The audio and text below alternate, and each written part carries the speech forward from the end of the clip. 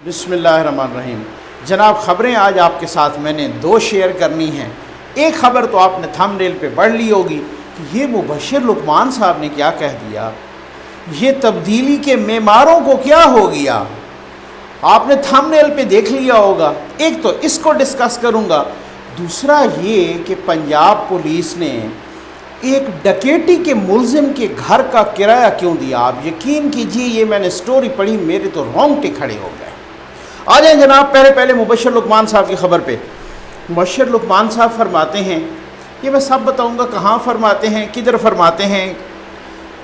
مبشر لقمان صاحب کہتے ہیں کہ جی کوئی مانے یا نہ مانے، سنیے گا ذرا سنیے گا، کوئی مانے یا نہ مانے، آپ آج الیکشن کرا لیں، نون لیگ پورے پنجاب میں سویپ کر جائے گی۔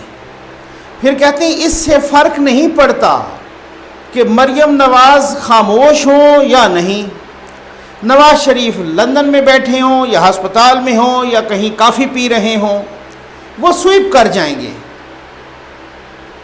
اس سے قبل وہ پروگرام میں ان کے ساتھ مظہر عباس صاحب بھی تھے، تو مظہر عباس صاحب نے گفتگو کے دوران کہہ دیا کہ جی پنجاب کی بڑی سیاسی جماعت ہے نون لیگ۔ مبشر لقمان صاحب کی جب باری آئی تو مبشر لقمان صاحب نے کہا کہ جناب میں مظہر عباس صاحب کی ذرا تصحیح کرنا چاہتا ہوں، میں ذرا کریکشن کرنا چاہتا ہوں۔ P M L N Punjab کی بڑی جماعت نہیں بلکہ پنجاب کی سب سے بڑی سیاسی جماعت ہے۔ یہ کون کہہ رہا ہے بھائی؟ یہ مبشر لقمان صاحب کہہ رہے ہیں۔ یہ کون ہے؟ یہ ایک اور تبدیلی کے معمار کا دعویٰ ہے، ٹھیک ہے نا۔ میں تو آپ یہ تو تاریخ گواہ ہے نا، اتنی پرانی بات تھوڑی ہے کہ جب 2 گھنٹے جناب بیٹھ کے دھرنوں کے دوران اور اسی طریقے سے جو بھاشن دے رہے تھے، جو پتہ نہیں تبدیلی کو کیا شو کر رہے تھے، جو کن کو مسیحا بنا کے وہی کہہ رہے ہیں۔ جی ہاں، اسی وجہ سے تو اس دن بھی میں نے کہا تھا نا کہ خشت اول چون حد معمار کج، تاثریا می نہد دیوار کج، کہ معمار نے پہلی اینٹ ہی غلط ٹیڑھی رکھی ہو نا جب، تو جتنی اونچی لے کے چلے جاؤ دیوار کو وہ ٹیڑھی ہی ہوگی۔ انہی معماروں نے تو یہ اینٹیں رکھی تھی، جو آج کوئی اعتراف جہالت کر رہا ہے، کوئی اعتراف ندامت کر رہا ہے، کوئی اپنے ماتھے پہ الو کا پٹھا لکھوا رہا ہے، کوئی کیا کہہ رہا۔ اب جناب ایک اور میں بتاتا ہوں آپ کو۔ اب مسئلہ یہ ہے کہ کچھ اس میں کچھ دیر پہلے اسی پروگرام میں، ہاں میں نے یہ تو بتایا نہیں وہ پروگرام، جناب وہ پروگرام بھی ایک تبدیلی کے ایک اور معمار کا پروگرام تھا۔ کن کا؟ جناب وہ معید پیرزادہ صاحب کا پروگرام تھا۔ جی ہاں، اس میں ایک محترم قبلہ اور جناب عالی شامل تھے، صابر شاکر صاحب، اس میں مظہر عباس بھائی بھی تھے، اس میں جناب مبشر لقمان صاحب بھی تھے، اور جناب جو ہے نا اپنا معید پیرزادہ صاحب کا، ڈاکٹر معید پیرزادہ صاحب کا پروگرام تھا۔ میں مبشر لقمان صاحب کا تو میں نے یہ سٹیٹمنٹ دیکھا سنا، لیکن جو معید پیرزادہ صاحب کے چہرے کے جو تاثرات تھے نا، وہ بڑے انجوائے کر رہا تھا میں ان تاثرات کو۔ وہ ایک رنگ آ رہا تھا اور دوسرا رنگ جا رہا تھا کہ تبدیلی کا ایک معمار تبدیلی کے جنازے نکلنے کی ایک خبر دے رہا تھا، اور تبدیلی کا دوسرا معمار تبدیلی کے کفن دفن اور تبدیلی کے جنازے کا سن کے اس طریقے سے ان کے چہرے کے تاثرات تھے۔ میں حیران ہوں کہ یہ سنیے ذرا، ٹھیک ہے نا۔ میں تاریخ میں میں کہہ رہا ہوں کہ تاریخ میں پہلی مرتبہ ایسے ہوگا کہ مورخ لکھے گا کہ یہ پہلی حکومت تھی جو اپوزیشن کی حرکت سے نہیں بلکہ اپوزیشن کے سکوت سے گر گئی۔ مبشر لقمان صاحب خود اس میں کہہ رہے تھے کہ بھئی حکومت تو کچھ بھی نہیں کر رہی، گورننس کی پرابلم ہے، سب کچھ پرابلم ہے، لیکن اپوزیشن بھی کچھ نہیں کر رہی۔ تو اسی وجہ سے میں کہہ رہا ہوں نا کہ اپوزیشن سکوت میں ہے، اپوزیشن متحرک نہیں ہے۔ یعنی یہ پہلی حکومت ہوگی جو اپوزیشن کی حرکت سے نہیں بلکہ اپوزیشن کے سکوت سے گرے گی، اپوزیشن کے بیانات سے نہیں بلکہ اپوزیشن کی خاموشی مار دے گی ان کو، ٹھیک ہے۔ اب پھر تو لوگ ٹھیک کہتے ہیں نا کچھ، کہ جو پی ایم ایل این کی خاموشی ہے وہ ایک حکمت عملی کے تحت ہے، جو ان کی خاموشی ہے وہ ایک حکمت عملی کے تحت ہے۔ وہ خاموشی ہی اس وقت حکومت کو سب سے زیادہ نقصان دے رہی ہے۔ جی ہاں، یہ ہو سکتا ہے یہ کچھ اشعار کسی اور پیرائے میں ہوں، لیکن ان کو کسی اور پیرائے میں بھی تشریح کی جا سکتی ہے۔ یہ غالباً زاہد فخری صاحب کے اشعار ہیں اگر میں نہیں بھول رہا تو وہ کہہ رہے ہیں کہ جناب اسے اپنے وہ ہے نا خاموشی پر مجھے یاد آ گیا نا، چپ پر یاد آ گیا کہ اسے اپنے فردا کی فکر تھی، وہ جو میرا واقف حال تھا، وہ جو اس کی صبح عروج تھی، وہی میرا وقت زوال تھا، وہ ملا تو صدیوں کے بعد بھی میرے لب پہ کوئی گلا نہ تھا، اسے میری چپ نے رلا دیا جسے گفتگو میں کمال تھا۔ صدیوں کا سفر تو گزرا نہیں، گزرے ابھی 2 ہی سال ہیں، جنہیں بڑا کمال تھا کنٹینر پہ تقریریں کرنے کی، ان کو کسی کی چپ نے مار دیا۔ اب بڑا عجیب و غریب، میں آپ کو بس یہ بات کر کے پھر اگلی خبر پہ جاتا ہوں۔ آپ کو یہ تو معلوم ہوگا نا مبشر لقمان صاحب کون ہیں؟ جی ہاں، کس کو نہیں معلوم بھائی، یہ کنٹینر پہ 2014 کے دھرنے کے دوران، وہی 126 دنوں والا دھرنا، ٹھیک ہے نا، جس میں بڑے شعور جاگے تھے، ٹھیک ہے نا۔ اچھا، اس دھرنے کے دوران کنٹینر پہ جو سب سے زیادہ بندہ نظر آیا وہ مبشر لقمان صاحب تھے، ٹھیک، اور پھر حسن نثار صاحب بھی تھے۔ یہ 2 کنٹینر پہ نظر آئے، اور تو مجھے یاد نہیں ہے کہ ایسے کنٹینر پہ نظر آئے ہوں۔ کچھ لوگ تھے جو کہ آن دا ریکارڈ نہیں بلکہ آف دا ریکارڈ جا کے کنٹینر پہ تقریریں کرتے تھے اور بعد میں پھر وہ بیٹھتے بھی تھے۔ ایک دفعہ مجھے یاد ہے کہ کسی کنٹینر پہ ڈاکٹر دانش صاحب بھی تقریر کر رہے تھے، خیر وہ بھی ٹھنڈے پڑ گئے ہیں۔ آج کل بڑا ایک عجیب و غریب موسم چل پڑا ہے، کیا مقافات عمل ہے یار، میں تو حیران ہوں۔ یہی وہ چیز ہوتی ہے جو مقافات عمل، جب آپ کو غلطی کرتے ہیں تو پھر اس کے بعد آپ کو اسی طریقے کا مقافات عمل بھگتنا پڑتا ہے۔ جی ہاں، بہت ساروں کو بھگتنا پڑا اور کچھ کو بھگتنا بھی پڑے گا مقافات عمل۔ تو بات یہ ہے کہ مبشر لقمان صاحب کون ہیں؟ وہی جو کنٹینر پہ نظر آتے تھے، وہی جو ایک میسیج کرتے تھے۔ جی ہاں، ذرائع یہ کہتے ہیں، چلے میں ذرائع سے کہہ رہا ہوں، کہہ دوں، ذرائع یہ کہتے ہیں کہ وہ خان صاحب کو ایک میسیج کرتے، خان صاحب وداؤٹ اینی ویریفیکیشن اسی کنٹینر سے اعلان کر دیتے ہیں ان کے میسیج کا۔ اب میں حیران ہوں، جناب وہی مبشر لقمان صاحب کہہ رہے ہیں کہ اگر آج الیکشن کرا لو پنجاب سے نون لیگ سویپ کر جائے گی، چاہے نواز شریف صاحب لندن میں بیٹھے ہوں، چاہے وہ ہاسپٹل میں ہوں، چاہے وہ کہیں کافی پی رہے ہوں، چاہے مریم نواز خاموش ہوں، چاہے وہ بول رہی ہوں، اس سے فرق نہیں پڑتا۔ تو اب آپ اندازہ کریں، انہوں نے ایک اور بڑی امپورٹنٹ بات کی جناب، انہوں نے یہ بھی کہا کہ عثمان بزدار صاحب اور محمود خان صاحب یہ پی ٹی آئی کے تابوت میں 2 آخری کیل ثابت ہوں گے۔ اب یہ ان سے پوچھئے انہوں نے کیوں کہا۔ آ جائیں جناب اپنی اگلی خبر پہ، بڑی امپورٹنٹ خبر ہے، میں نے یہ خبر پڑھی، آپ یقین کیجئے مجھ پہ سختہ طاری ہو گیا 2 وجوہات کی بنیاد پہ۔ میں وہ دونوں وجوہات بتاتا ہوں۔ پنجاب پولیس نے ڈکیٹی کے ملزم کے گھر کا کرایہ کیوں ادا کیا، کیوں دیا گھر کے ایک ڈکیٹ کا کرایہ، گھر کا کرایہ۔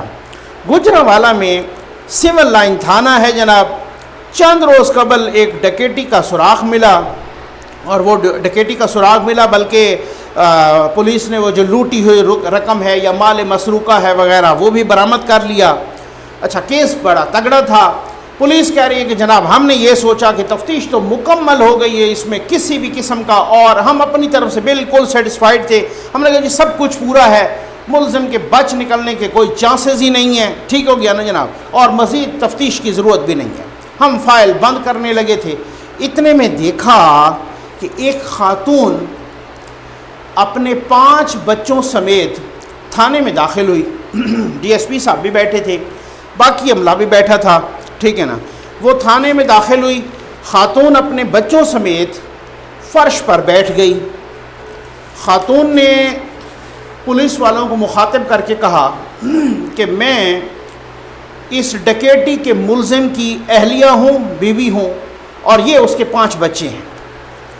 اچھا، پولیس یہ سمجھی، جیسے ہوتا ہے، جیسے عام طور پہ کئی دفعہ ایسا ہو چکا ہے، پولیس یہ سمجھی کہ یہ اللہ رسول کے واسطہ دینے آئی ہے، یہ ملزم کو یعنی اپنے خامند کو چھڑانے کے لیے آئی ہے، اور یہی کوئی کہے گی کہ اللہ آپ یہ چھوٹے چھوٹے بچے ہیں ان کے، آپ اللہ رسول کا واسطہ آپ اسے چھوڑ دیں۔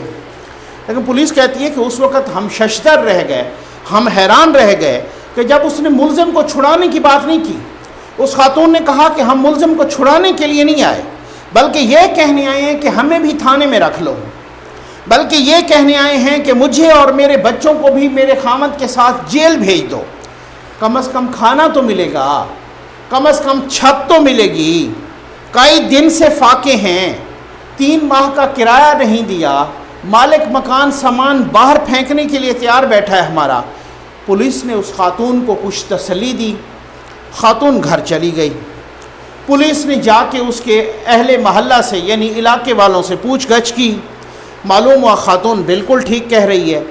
پولیس نے تھانے میں ایک فنڈ قائم کیا، پیسے جمع کیے، کہاں سے؟ انہوں نے اپنی جیب سے، جی ہاں اپنے سٹاف سے، اپنی جیب سے پیسے جمع کیے۔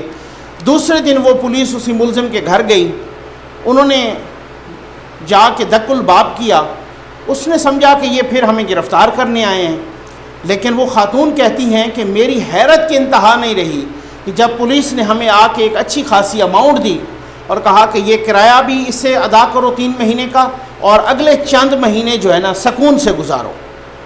پولیس کو تو شاباش بنتی ہے، مگر مجھے دکھ ہے ریاست مدینہ کے دعوے داروں پر۔ کہاں گئی ریاست مدینہ؟ کہاں گئے ریاست مدینہ کے دعوے دار؟ میں حیرانی سے نہیں، میں افسوس سے کہہ رہا ہوں کہ گزشتہ 1 ہفتے میں پڑھ رہا تھا گیلپ نے یہ بڑی میں آپ کو بتاتا ہوں نا کہ ایک یوں سمجھ لیجئے کہ انوکھی قسم کی چیزیں ہیں یہ جو ہو رہی ہیں اب پاکستان میں۔ اب اس قسم کی چیزیں ہم کرتے ہیں تو ایک مفاد پرست ٹولہ کہتا ہے آپ تو مایوسی پھیلا رہے ہیں۔ مجھے حیرت ہوتی، مجھے دکھ ہوتا ہے ان چیزوں پہ۔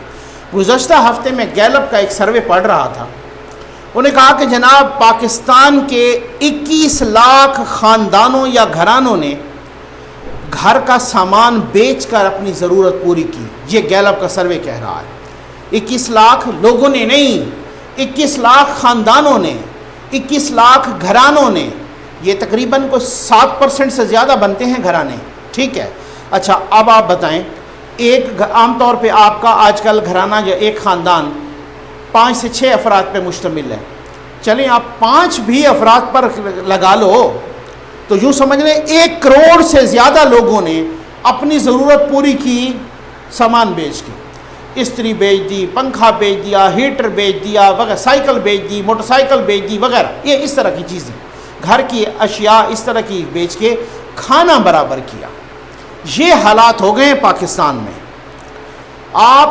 میں نے کچھ پریکٹسنگ لائر سے بات کی ہے جو خاص طور پہ کرمنل پریکٹس کرتے ہیں، فوجداری مقدمات جو کرتے ہیں، ٹھیک ہے نا، یہ ڈکیٹی ہو گئی، یہ قتل ہو گیا، یہ چوری ہو گئی، اس طرح کے مقدمات، ٹھیک، جو فوجداری مقدمات کو دیکھتے ہیں نا وکلا، ان سے بات کی تو وہ کہہ رہے تھے کہ نقوی صاحب آج کل ایسے ملزمان بہت زیادہ آ رہے ہیں کہ جو وہ پیشہ ور ملزمان نہیں ہیں بلکہ اپنی کسی ضرورت کو پورا کرنے کے لیے وہ قانون توڑتے ہیں۔ میں حیران رہ گیا، یعنی وہ اچھا بات یہ ہے کہ ملزم یہ بھی پیشہ ور نہیں تھا، اس نے بھی ضرورت کو پورا کرنے کے لیے یہ ڈکیٹی کی اور پکڑا گیا۔ اب میں اس میں اب آپ کیا کہیں کہ یہ حالات ہوں اور دوسری طرف آپ کسی کے ساتھ بیٹھنے کے لیے تیار نہیں، آپ اپوزیشن کے ساتھ بات کرنے کے لیے تیار نہیں، آپ اپنی دھن میں گم ہیں اور آپ کہہ رہے ہیں جناب فلاں کو پکڑ لو، آپ جناب اس کو پکڑ لو، ایک کیس کسی پہ پروف نہیں ہو رہا لیکن اس کے باوجود بھی آپ کہتے ہیں کسی کو ویڈیو پہ بلیک میل کر کے، کسی کو کیا کر کے آپ فلاں اس کے خلاف کیس بنا دو۔ اللہ تعالیٰ پاکستان پہ اور ہم سب پہ اپنا خصوصی کرم کرے۔ جب میں دعا کرتا ہوں کچھ لوگ یہی کہتے ہیں کہ جناب دعاؤں سے تو پھر کام نہیں چلتا، وہ تو اللہ تعالیٰ کا فیصلہ ہے کہ خدا نے آج تک اس قوم کی حالت نہیں بدلی، نہ ہو جس کو خیال آپ اپنی حالت کے بدلنے کا۔ جی ہاں بھائی، لیکن دعا چھوڑی بھی نہیں سکتی۔ نو ڈاؤٹ کہ اپنا نواب زادہ نصر اللہ صاحب کا بھی وہ میں نے بھی شعر سنایا تھا کہ کب کوئی بلا صرف دعاؤں سے ٹلی ہے، ٹھیک ہے نا، کب اشک بہانے سے کٹی ہے شب ہجراں، کب کوئی بلا کا صرف دعاؤں سے ٹلی ہے، لیکن پھر بھی میں سمجھتا ہوں دعا میں بڑی طاقت ہوتی ہے۔ آپ دعا کیجئے، میں بھی دعا کروں، اللہ تعالیٰ پاکستان پہ خصوصی کرم کرے، اللہ تعالیٰ پاکستان کے اس قوم پر، عوام پر بھی خصوصی کرم کرے۔ امید ہے آپ کو ویڈیو پسند آئی ہوگی۔ آپ کا بہت بہت شکریہ۔